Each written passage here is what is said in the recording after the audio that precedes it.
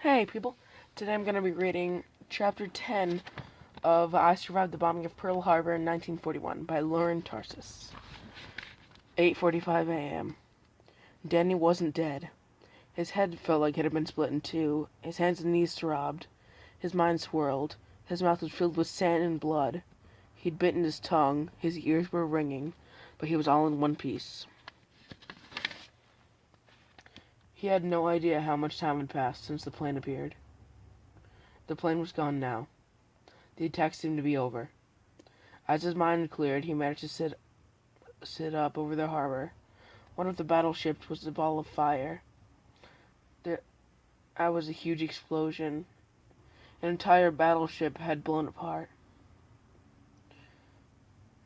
That was the huge explosion. One of the battleships had been blown apart. That's what had knocked him down. Danny finally struggled up to his 2 feet and staggered across the beach toward the road. He saw a car parked at the edge of the beach. The front end partially hidden in a prickly brush. It was covered with bullet holes. The back window was shattered. He didn't see anyone. Probably the driver had ran away. Danny wondered if the guy would mind if he borrowed it. Earl had not only taught Danny and Finn how to drive, but he shared a secret for starting an engine without a key. But as Danny got closer to the car, a man's face appeared through the shattered driver's window. "Hey, kid," he called. "You okay?" Danny couldn't believe it with his own eyes. It was his mother's friend, Mac. "Dan," Mac said. "Is that really you? Are you okay? Were you hit?" "I'm okay," Danny said. "Where's your mother?" Mac said. "She's at the hospital," Danny said, his voice shaky. At the base. I think it was hit. I need to get there." Mac looked nothing like a fancy Sutton Place man trying to impress Danny's mother.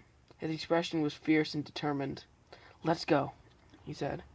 "That's where I'm heading. You come with me, we'll find her." When Danny got into the car, he noticed blood splattered on the doors. Mac's arm was bleeding badly. "You're hurt," Danny said. Mac glanced at his arm. "I get grazed by a bullet," he said. "I've had worse." He pulled the car up onto a road and they drove off. "They caught us by surprise," Mac said. "The Japanese blindsided us." "Why?" Danny said. "To knock out our ships and bombers," Mac said. "To cripple our entire Pacific fleet. That way they can take over whatever they want in the Pacific. China, the Philippines, Korea. Japan is a small country, but they want to be powerful. They need more land. So they're taking over countries, like Hitler's been doing in Europe. And now we won't be able to stop them. But now we know why they would do this. But we didn't know why they would do this," Danny said. "Shouldn't we have known?" "Some people talked about it," Mac said. "But nobody thought they could pull it off." Mac looked at Danny. "I'll tell you what," he said. "The Japanese made a mistake. A big mistake. They have no idea what they've started. The country's going to rise up and crush them. You'll see." "And what about Hitler?" Mac said. "Him too," Danny said. "Him too," Mac said. Mac sounded so sure, and Danny wanted to believe him, but now he was thinking about Mrs. Mill's map stretched across the classroom. How could America fight two wars on the opposite sides of the world? As Hickam came into view, Danny could see the smoke and flames rising from the base. Mac swore under his breath. They pulled up the gate, which was blocked by a smashed car, still smoldering.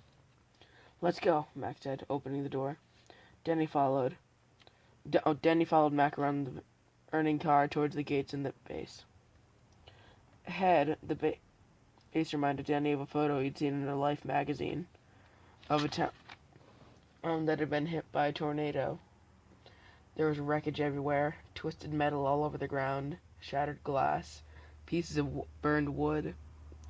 He stepped over a tattered hat. He wondered what had happened to the man who was wearing it. Some of the buildings had been destroyed. Two were still burning. The air was hard to breathe. It smelled like burned rubber and plastic. And everywhere he looked, Danny saw wrecked planes. Some were cut right in half.